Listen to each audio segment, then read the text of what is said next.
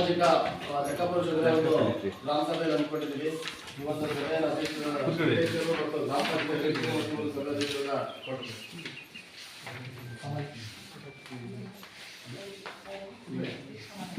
ಈ ಒಂದು ಸಭೆಯ ಅಧ್ಯಕ್ಷರ ಕಮಲಾ ಮೇಡಮ್ ಅವರಿಗೆ ಒಂದು ಸ್ವಾಗತ ಬಯಸ್ತೀವಿ. ಹಾಗೆ ಇನ್ನುಳಿದ ವರ್ಗಗಳ ತಾಲೂಕು ಅಧಿಕಾರಿಗಳು ಆಗಮಿಸಿದ್ದಾರೆ, ಅವರಿಗೂ ಕೂಡ ಒಂದು ಸ್ವಾಗತ ಬಯಸ್ತೀವಿ. ತಾಲೂಕು ಸಾಮಾಜಿಕ ಪರಿಸರದ ಅಧಿಕಾರಿಗಳು ಬಂದರೆ ಅವರಿಗೂ ಹಾಗೆ ಹಾಜರಿರುವ ದೇವದಕೆರೆ ಗ್ರಾಮ ಪಂಚಾಯತ್ ಎಲ್ಲ ಗ್ರಾಮಸ್ಥರಿಗೆ ಮತ್ತು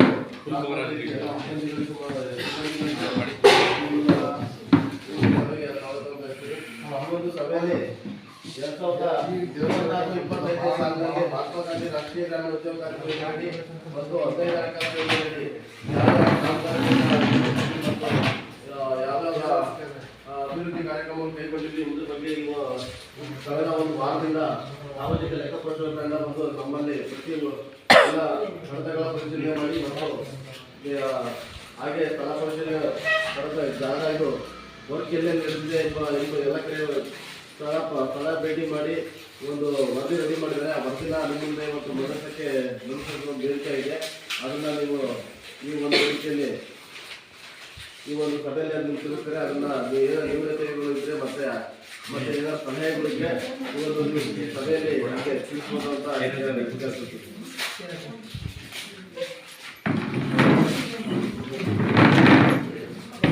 ನಮಸ್ಕಾರ.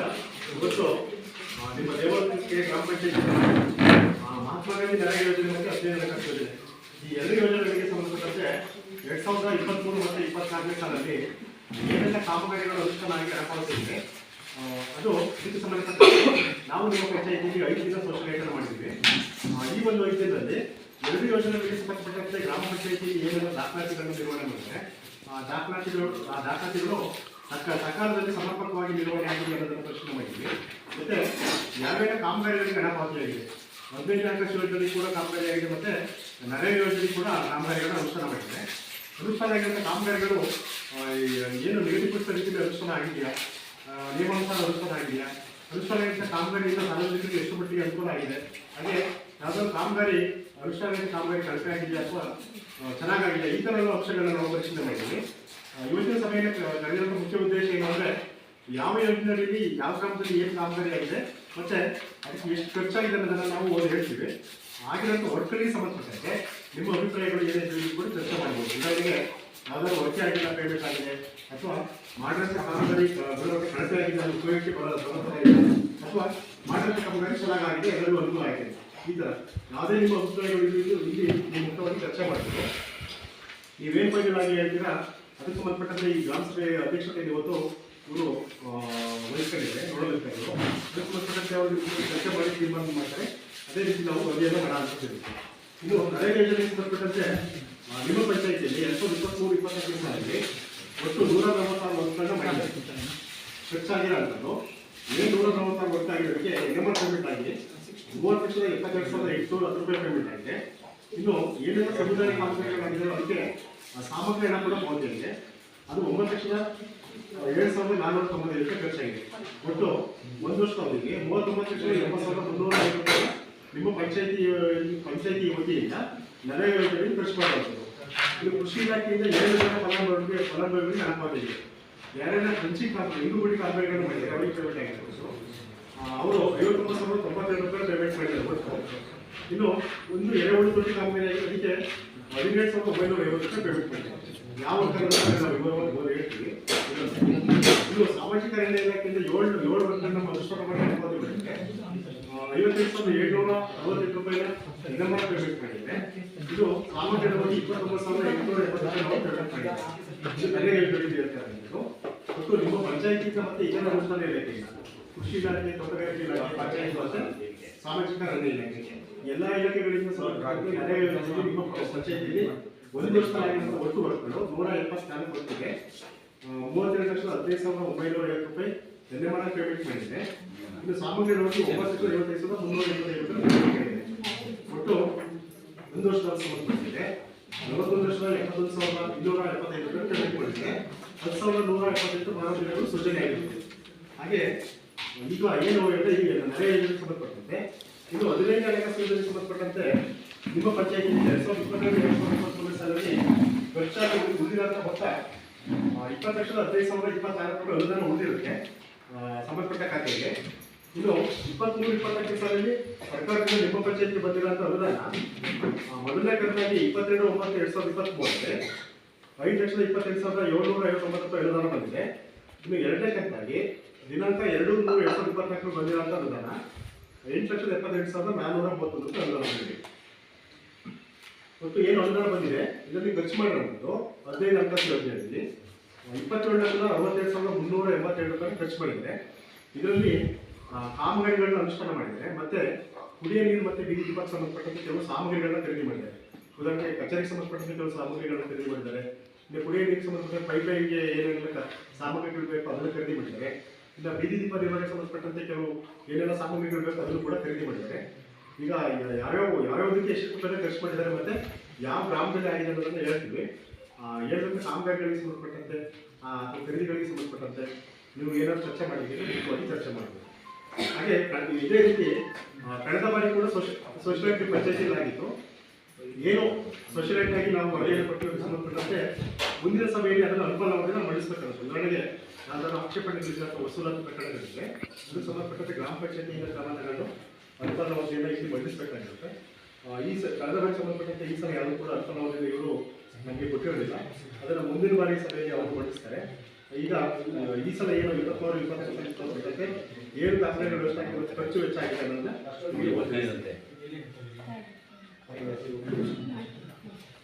ಈ ಒಂದು ಸಾಮಾಜಿಕ ಪರಿಶೋಧನಾ ಗ್ರಾಮ ಗ್ರಾಮ ಪಂಚಾಯತಿ ಉಪಾಧ್ಯಕ್ಷರಾದ ಎಂ ಕೆ ರವಿಕುಮಾರ್ ಆಗಮಿಸಿದರೆ ಅವರು ಸಹ ಸ್ವಾಗತವನ್ನು ಬಯಸ್ತೇನೆ.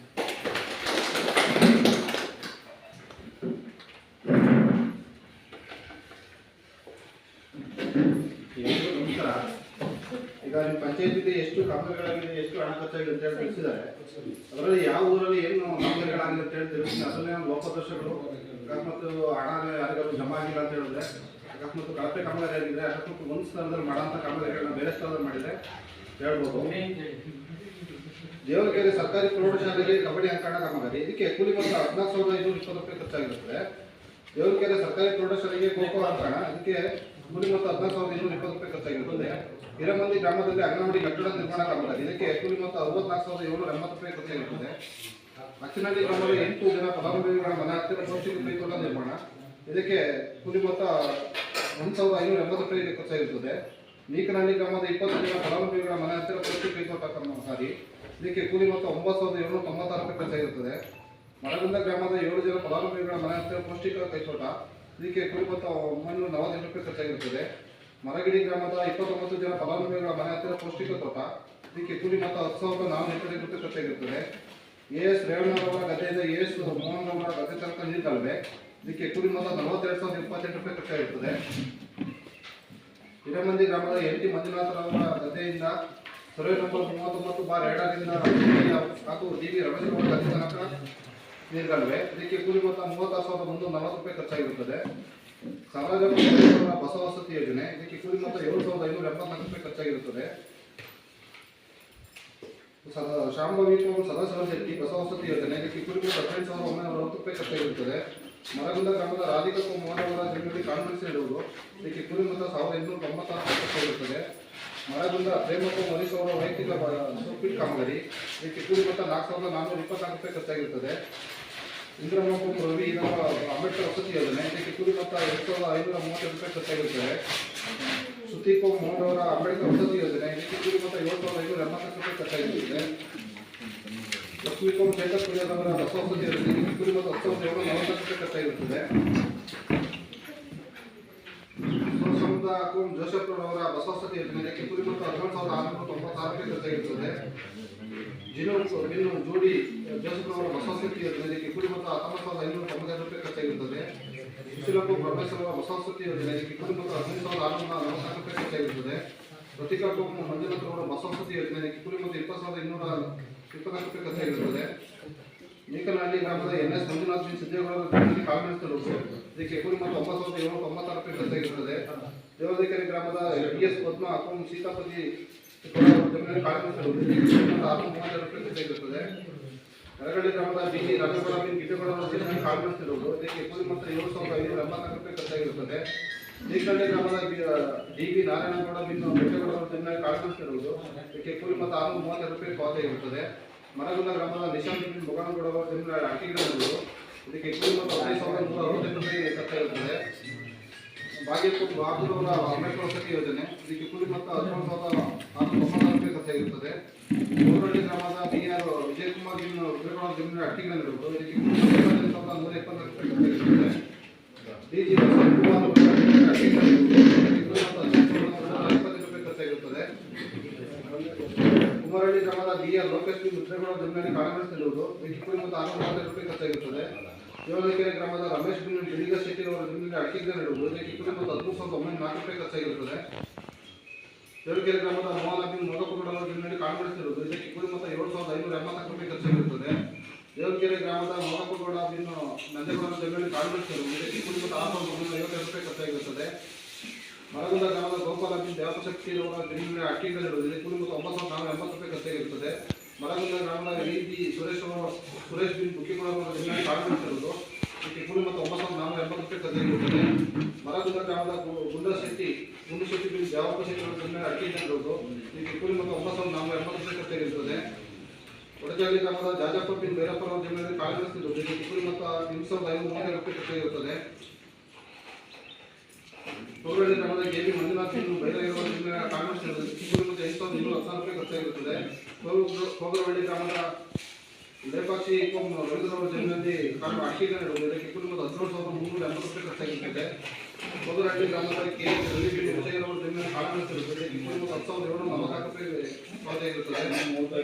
ಕೋಗರಹಳ್ಳಿ ಗ್ರಾಮದ ಪ್ರಕಾಶ್ ಬಿನ್ ಚಿನ್ನಪ್ಪರ ಅವರ ಬಸವನಗುಂಡಿ ಕಾಮಗಾರಿ ಇದಕ್ಕೆ ಕೂಲಿ ಮೊತ್ತ 4,424 ರೂಪಾಯಿ ಪಾವತಿಯಾಗಿರುತ್ತದೆ. ಕುಮಾರಹಳ್ಳಿ ಗ್ರಾಮದ KB ಲಂಕೇಶ್ವರ ಬಿನ್ ಬೈರೇಗೌಡ ಅವರ ಜಮೀನಿನಲ್ಲಿ ಅಡಿಕೆ ಗಿಡ ಇರುವುದು ಇದಕ್ಕೆ ಕೂಲಿ ಮೊತ್ತ 52,875 ರೂಪಾಯಿ ಪಾವತಿಯಾಗಿರುತ್ತದೆ. ಯರಗಳ್ಳಿ ಗ್ರಾಮದ ಕೀರ್ತಿ ಬಿನ್ ಮುದ್ದುಗೌಡ ಅವರ ಜಮೀನಿನಲ್ಲಿ ಅಡಿಕೆ ಗಿಡ ಇರುವುದು ಇದಕ್ಕೆ ಕೂಲಿ ಮೊತ್ತ 19,270 ರೂಪಾಯಿ ಖರ್ಚಾಗಿರುತ್ತದೆ. ಮರಗುಂದ ಗ್ರಾಮದ ಅಂಬೇಡ್ಕರ್ ವಸತಿ ಯೋಜನೆ ಪೂರ್ಣಮ್ಮ ಕೋಮು ರಮೇಶ್ವರ ವಸತಿ ಯೋಜನೆ ಇದಕ್ಕೆ ಕೂಲಿ ಮೊತ್ತ 25,270 ರೂಪಾಯಿ ಪಾವತಿಯಾಗಿರುತ್ತದೆ. ಯರಗಳ್ಳಿ ಗ್ರಾಮದ VN ರಜೀಶ್ ಬಿನ್ ನರೇಗೌಡ ಜಮೀನಿನಲ್ಲಿ ಅಡಿಕೆ ಗಿಡ ಇರುವುದು ಇದಕ್ಕೆ ಕೂಲಿ ಮೊತ್ತ 46,136 ರೂಪಾಯಿ ಪಾವತಿಯಾಗಿರುತ್ತದೆ. ಮರಗಿರಿ ಗ್ರಾಮದ ಸಮಾಜಕುಂ AB ಕೃಷ್ಣ ಅವರ ಜಮೀನಿನಲ್ಲಿ ಅಡಿಕೆ ಗಿಡ ಇರುವುದು ಇದಕ್ಕೆ ಕೂಲಿ ಮೊತ್ತ 47,716 ರೂಪಾಯಿ ಪಾವತಿಯಾಗಿರುತ್ತದೆ. ತೀರ್ಥಹಳ್ಳಿ ಗ್ರಾಮದ ಗಿಡ್ಡೇಗೌಡ ಬಿನ್ ಕಾಳೇಗೌಡ ಜಮೀನಿನಲ್ಲಿ ಅಡಿಕೆ ಗಿಡ ಇರುವುದು ಇದಕ್ಕೆ ಕೂಲಿ ಮೊತ್ತ 21,504 ರೂಪಾಯಿ ಖರ್ಚಾಗಿರುತ್ತದೆ. ಮರಗುಂದ ಗ್ರಾಮದ VB ಸುರೇಶ್ ಬಿನ್ ವಿಶ್ವಗೌಡ ಜಮೀನಿನಲ್ಲಿ ಅಡಿಕೆ ಗಿಡ ಇರುವುದು ಇದಕ್ಕೆ ಕೂಲಿ ಮೊತ್ತ 17,064 ರೂಪಾಯಿ ಖರ್ಚಾಗಿರುತ್ತದೆ. ಹಿರೇಮಂದಿ ಗ್ರಾಮದ ಸುರೇಶ್ ಬಿನ್ ದೇವಯ್ಯ ಅವರ ಜಮೀನಿನಲ್ಲಿ ಅಡಿಕೆ ಗಿಡ ಇರುವುದು ಇದಕ್ಕೆ ಕೂಲಿ ಮೊತ್ತ 14,536 ರೂಪಾಯಿ ಪಾವತಿಯಾಗಿರುತ್ತದೆ. ಮರಗುಂದ ಗ್ರಾಮದ BA ಸತೀಶ್ ಬಿನ್ ಅಪ್ಪೇಗೌಡ ಅವರ ಜಮೀನಿನಲ್ಲಿ ಅಡಿಕೆ ಗಿಡ ಇರುವುದು ಇದಕ್ಕೆ ಕೂಲಿ ಮೊತ್ತ 17,690 ರೂಪಾಯಿ ಖರ್ಚಾಗಿರುತ್ತದೆ. ಯರಗಳ್ಳಿ ಗ್ರಾಮದ BH ಪುಟ್ಟರಾಜು ಬಿನ್ ಆರೇಗೌಡ ಅವರ ಜಮೀನಿನಲ್ಲಿ ಕಾಳಮೆಣಸು ಇರುವುದು ಇದಕ್ಕೆ ಕೂಲಿ ಮೊತ್ತ 9,164 ರೂಪಾಯಿ ಪಾವತಿಯಾಗಿರುತ್ತದೆ. ಕೋಗರಹಳ್ಳಿ ಗ್ರಾಮದ KS ಮಂಜುನಾಥ್ ಬಿನ್ ಸಿದ್ದಯ್ಯ ಅವರ ಜಮೀನಿನಲ್ಲಿ ಕಾಳಮೆಣಸು ಇರುವುದು ಇದಕ್ಕೆ ಕೂಲಿ ಮೊತ್ತ 8,532 ರೂಪಾಯಿ ಖರ್ಚಾಗಿರುತ್ತದೆ. ಕೋಗರಹಳ್ಳಿ ಗ್ರಾಮದ BR ಪ್ರಸನ್ನ ಬಿನ್ ಹುಟ್ಟೇಗೌಡ ಅವರ ಜಮೀನಿನಲ್ಲಿ ಅಡಿಕೆ ಗಿಡ ಇರುವುದು ಇದಕ್ಕೆ ಕೂಲಿ ಮೊತ್ತ 19,592 ರೂಪಾಯಿ ಖರ್ಚಾಗಿರುತ್ತದೆ. ಮರಗುಂದ ಗ್ರಾಮದ BM ರಾಯಪ್ಪ ಬಿನ್ ಮುಳ್ಳೇಗೌಡ ಅವರ ಜಮೀನಿನಲ್ಲಿ ಕಾಳಮೆಣಸು ಇರುವುದು ಇದಕ್ಕೆ ಕೂಲಿ ಮೊತ್ತ 9,164 ರೂಪಾಯಿ ಪಾವತಿಯಾಗಿರುತ್ತದೆ. ದೇವರಕೆರೆ ಗ್ರಾಮದ ಗುಂಡು ಶೆಟ್ಟಿ ಬಿನ್ ಮಲ್ಲಶೆಟ್ಟಿ ಅವರ ಜಮೀನಿನಲ್ಲಿ ಅಡಿಕೆ ಗಿಡ ಇರುವುದು ಇದಕ್ಕೆ ಕೂಲಿ ಮೊತ್ತ 15,480 ರೂಪಾಯಿ ಪಾವತಿಯಾಗಿರುತ್ತದೆ. ಬೀಕನಹಳ್ಳಿ ಗ್ರಾಮದ ಸಂದೇಶ್ ಬಿನ್ ಬಸವರಾಜ ಅವರ ಜಮೀನಿನಲ್ಲಿ ಕಾಳಮೆಣಸು ಇರುವುದು ಇದಕ್ಕೆ ಕೂಲಿ ಮೊತ್ತ 8,845 ರೂಪಾಯಿ ಪಾವತಿಯಾಗಿರುತ್ತದೆ. ಬೀಕನಹಳ್ಳಿ ಗ್ರಾಮದ NT ಮಂಜುನಾಥ್ ಬಿನ್ ತಿಮ್ಮೇಗೌಡ ಅವರ ಜಮೀನಿನಲ್ಲಿ ಅಡಿಕೆ ಗಿಡ ಇರುವುದು ಇದಕ್ಕೆ ಕೂಲಿ ಮೊತ್ತ 19,590 ರೂಪಾಯಿ ಖರ್ಚಾಗಿರುತ್ತದೆ. ಬೀಕನಹಳ್ಳಿ ಗ್ರಾಮದ ನಾಗರಾಜ ಬಿನ್ ಗಿಡ್ಡೆಯವರ ಜಮೀನಿನಲ್ಲಿ ಕಾಳಮೆಣಸು ಇರುವುದು ಇದಕ್ಕೆ ಕೂಲಿ ಮೊತ್ತ 8,514 ರೂಪಾಯಿ ಪಾವತಿಯಾಗಿರುತ್ತದೆ. ಕೋಗರಹಳ್ಳಿ ಗ್ರಾಮದ ಸೀತಮ್ಮ ಮನೆಯ